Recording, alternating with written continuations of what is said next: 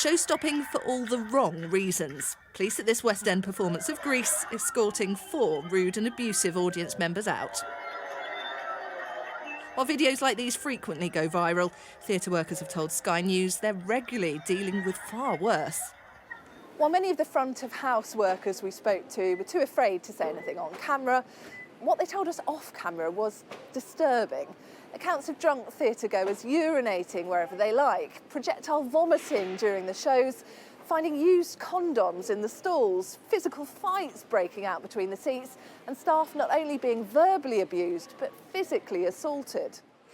Concerned that top management at some venues are putting profit over safety, and at the same time fearful speaking out could cost him his job, this theatre worker agreed to talk to us anonymously about being assaulted by a man who'd arrived late. He basically slammed me against the wall and then walked in. I've had bar staff being shouted at. We've had fights. Injured patrons who've needed the assistance of ambulances. It's quite common. I've had a friend who was barely 5'2" who was punched in the face by a man who was 6'9". We were also shown one theatre group's internal incident reports. That person telling Sky News, we have to ask people to leave probably at least once a week. Composer Stephen Schwartz has worked in theatre for over 5 decades, on hits from Godspell to Wicked.